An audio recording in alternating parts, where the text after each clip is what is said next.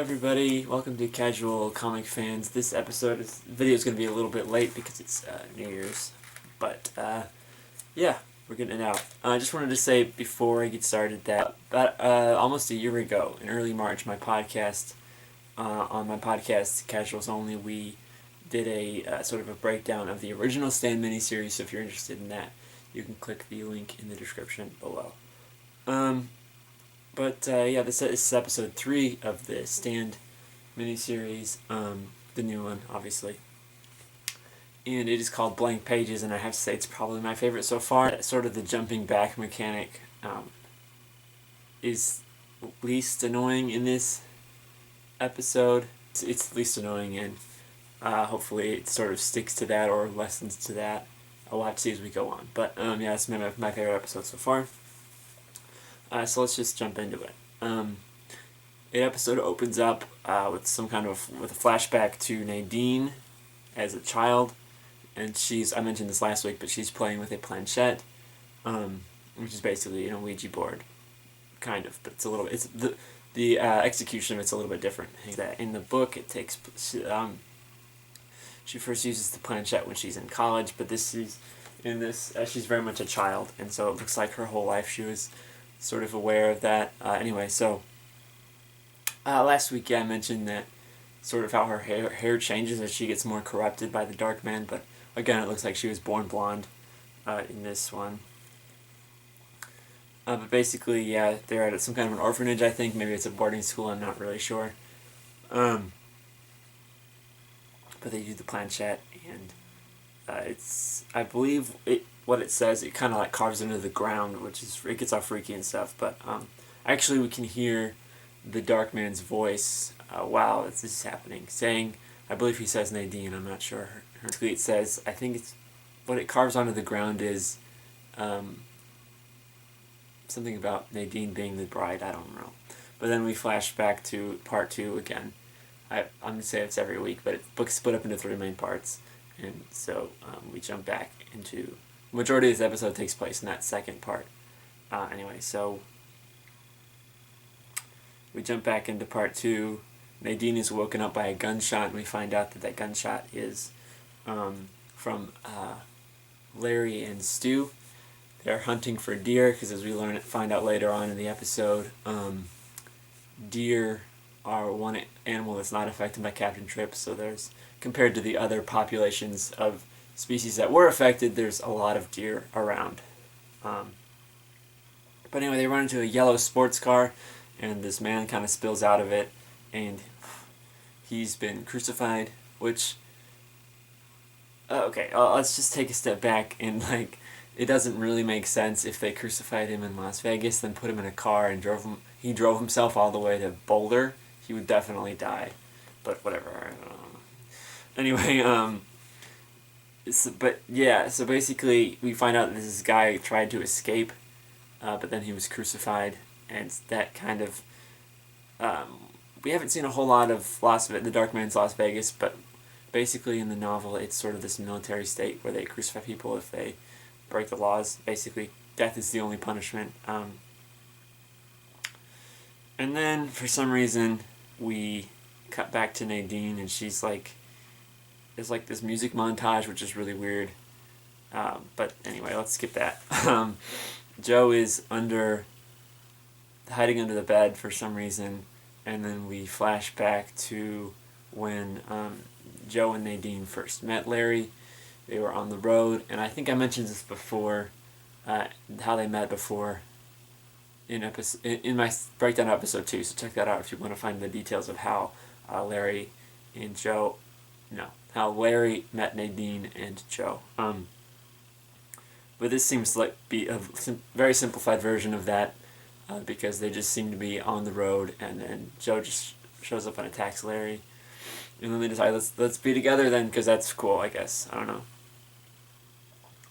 And then so that flashback was towards, I'd say, the second half of part 1. But, yeah, so let's just talk about that for a second. The 3 episodes that have been Okay, so the average length of each episode so far is about 50 minutes, right? And so we add that all together, that's about 150 minutes. And out of those 150 minutes, we've spent about, I think about 90 to 100 minutes in part 1, and then about 45-50 minutes in part 2. So the majority of these 3 episodes have been part 1, and I think as we progress, obviously that will lessen, and we'll have more of a focus on part 2 and eventually part 3. I just wanted to point that out. Anyway, yeah, because I actually did counting rough. I didn't have an exact number, but I kind of broke it down how many minutes are in each timeline, in case you're wondering. Back in the school, I don't know the guy's name, but he's the guy that looks like Paul Rudd is Harold's boss, friend, the guy who wants to open the movie theater. Touring Nadine around the school, and Joe finds sort of like this print of like a dead person. So someone had died there, and they basically rotted into the floor. So then Harold shows up, and he kind of removes the floor panels. But then we have a brief flashback to back when Larry met Nadine and Joe, and that is, we find that Larry is still just following Harold's directions. And then back to part 2, when Nadine and Joe leave the school, the Paul Rudd guy, I'm just going to call him that because I don't know his actual name, he's like, wow, she's so hot and crazy. And I don't know if he's intentionally doing this or not, but he's sort of like elevating Nadine in Harold's eyes, because they get together towards the end of at some point in part 2 they get together and bad stuff happens. And then we cut to the hospital where Fran is getting an ultrasound, and in this scene it's revealed that what I said earlier, she's been pregnant this entire time with her boyfriend Jess, who had died to Captain Trips. I assume that she got pregnant like right before Captain Trips, and well, that would be about 5 months if we're following the timeline of the movie of the TV show. She'd be about 5 months pregnant so far. And so yeah, so they're running this hospital, and it's basically run by a veterinarian because that's the only guy with medical experience that they can find. And then we cut to 4 months earlier. Fran and Harold, they're kind of just stopping, and so Harold goes off to pee. And then this is when Stu's like, hey, he jumps out and he's like, hey, I've been following you this whole time. Which, okay, so Harold reacts negatively because that's how he does.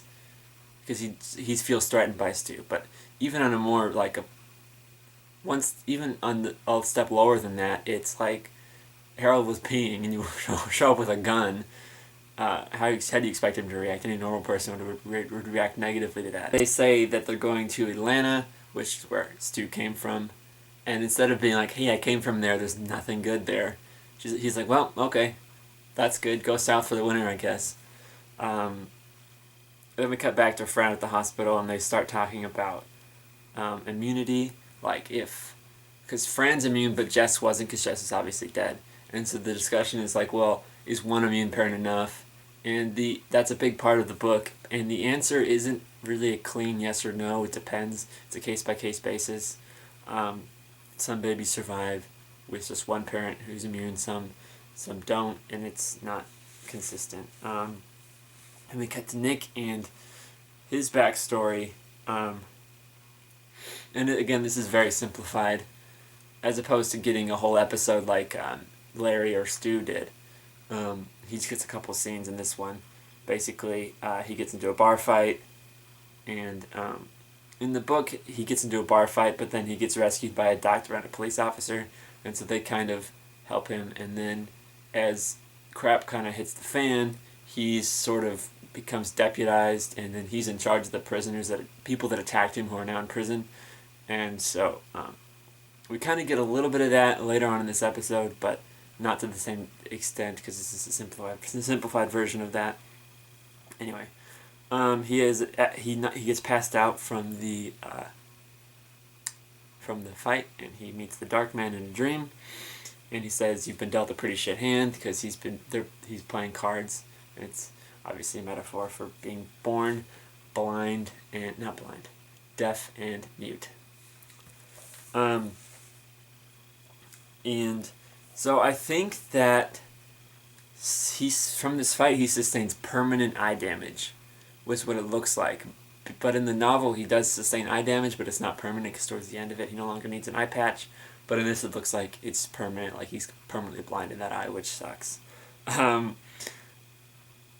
top of everything else, he's yeah, it's not good. And then we cut to the hospital. I guess it's implied that it's the next day, but everyone else in the hospital is dead. And so I don't think, because the night of the bar fight, the bar was pretty crowded. People were sneezing and stuff, but the bar was pretty crowded, so I think he's been knocked out for a couple of days at least. I think maybe a week at most. Anyway, so Nick runs into one of the guys who fought him at the bar, and he helps him and stuff. Then we cut to Stu's just kind of walking around. I think he's in Ohio now, walking around. He runs into Glenn Bateman and Kojak. I really like these. I don't know the actor's name, but I really like his portrayal of Glenn. And even Glenn in the book is really good. He's a sociology professor, so he's always talking about like society and stuff like that. And that kind of translates a little into this episode as well. And so he says, "Hey, are you a Southerner?" He's talking to Stu, and Stu's like, "I'm from East Texas." He's like, "Oh, you're an Easterner." No, he's not, because he's from Texas, which is South. Even if you're part of East Texas, it's still South. So I don't know what the whole deal with that is, but I don't know. Then Glenn brings Stu back to his house, and they have Ohio's finest caviar, which means they're probably in Ohio. Which on the surface sounds bad, but I mean, there's probably some good caviar in Ohio. I don't know. I've never had caviar. But then we see in this scene that Glenn is vaping, which is weird. I don't know why they made that choice, but it's a little bit weird, I guess. Yeah, and this is the scene where we find out that the super flu kills most dogs too. But Kojak, who was originally not Glenn's dog, but he was immune to it, and then he just hangs out with Glenn because they're both people that are alive. And then Nick has a cornfield dream with Mother Abigail, and in this dream he can talk. And basically Mother Abigail says, "God chose you to be my voice," and MOON, that spells voice, and then she leaves. And then we meet Tom Cullen, he's played amazingly. I don't know what the guy's name is, but he's absolutely great. I think he's only in this one scene, but so far, obviously he'll be in later scenes. He plays kind of a big part in the novel. Obviously he'll be in more scenes later on, but he's great in this scene. We hear a couple of lines from Larry's song, "Baby Can You Dig Your Man," and I just say that they changed the lyrics, which, I mean, they should have consulted me beforehand, but, I mean, I don't know. They should have talked to me before they changed the lyrics like that. Found out that Joe can play the guitar, and I think it's in the novel he just kind of learns visually. He sees Larry doing it, and then he just mimics the hand motions. But in this, maybe he had lessons before Captain Trips broke out. There's maybe hinted toward that. I'm not really sure. He paints. In this, it seems like he's been painting his whole life because his paintings are actually pretty good. But in the original miniseries, and I believe the novel as well, he just picked up painting because everyone else was dead, I guess. And so he's not a great painter. But anyway, in this, Stu finds out that he's been painting pictures of Mother Abigail as well as Fran. Mother Abigail I understand because he saw her in his dreams. I'm not sure why he's painting pictures of Fran. But anyway, this says to Stu, like, "Oh, this is the woman that I ran into the other day.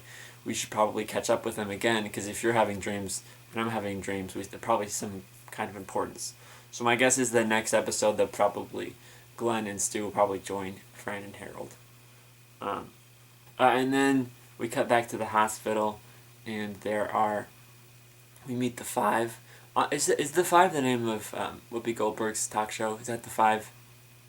Or is it something else? I'm not sure. I know the Five is one of those stupid shows. Anyway, the 5 people that we heard about last week are now, we can confirm that they are Larry, Fran, Glenn, Stu, and Nick. Nick, yeah, those are the 5. With Nick sort of being Mother Abigail's stand-in in the group. And at this point, I can pretty much say that this is before the So the part 2 scenes in episode 1 take place after the part 2 scenes in episode 3, which is really weird.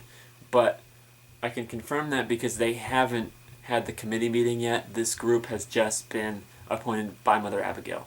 And so pretty early on in part 2, they meet together and they have a meeting and they elect the leaders. But at this point, the leaders have been appointed by Mother Abigail, which means there aren't enough people to vote yet. The reason why I bring that up is because the group of people that go around looking for dead bodies wasn't a thing, at least to that big scale, until after that meeting. And so yeah, there are some people just willy-nilly picking up dead bodies and stuff because it's gross, but there wasn't like a full-scale organized group of people that went in and extracted dead bodies at this point in the story yet. So I can definitively say that this is before the part 2 in episode 1. If that's not confusing. And then we have this part where Mother Abigail goes to see the man, and this is a really freaky, awesome scene where like he gets possessed by Randall Flagg, and there's like it's just freaky. There's like birds crashing into windows and stuff. It's great. But something's interesting is he mentions there are slaves, which isn't really something that was in the book. So I'm interested to see what that means. I hope we actually get like an episode where we can like dig deep into what this adaptation of Las Vegas really looks like. I would really like to see that. And then we cut to Nadine with the planchette, and we also get a flashback to after the first time she played planchette, she got the little black stone with the red parts on it, which is something that Randall Flagg gives to all of his followers so far. Harold has one, Nadine has one, and then Lloyd has one as well. And then she kind of, through the planchette, she sort of has an extra body experience where she sort of meets the Dark Man in like a dream. And then, so he says that she needs to kill the 5, which are established was Stu, Fran, Larry, Glenn, and Nick. Those are the 5. The Dark Man wants Nadine to kill those people as well as Mother Abigail. And this is interesting. He says that I've already picked out the weapon. All I need you to do is pull his trigger, which already has some kind of innuendo undertones to it, which is what she does. But literally, he's saying that Harold is such a hothead that he's just trying to direct him to make the biggest, most damage he can to the Boulder Free Zone. And then the last scene is where Harold and the Paul Rudd guy, they go and they bury the crucified man, and Harold says this is the first of many, which could indicate many people are going to die, and as well as this is the first person that they buried at this scale, because they haven't started like dumping like we saw in episode 1. But anyway, that's the end of my review for episode 3 of The Stand. I really enjoyed it. Like I said, this is my favorite one so far. It feels like the first 2 are pretty much expository, catching everybody up to this point in the story, and this feels like we get a point to have these characters breathe and kind of explore the world, and so I really like that. But yeah, comment down below with what you think, which episode is your favorite so far, and you can check the links in the description for our Facebook group where we kind of discuss and network over nerdy things. You can follow us on Instagram where it's news and commentary. And then if you'd like to contact the show directly, you can do so on Twitter. And if you want to support us, you can do that on Patreon. And the podcast links are down there below. I already mentioned my podcast, but Mike has one too where it's more news and stuff. Occasionally he'll interview people as well on there, I think. But yeah, so that's everything. I will see you next week. Until then.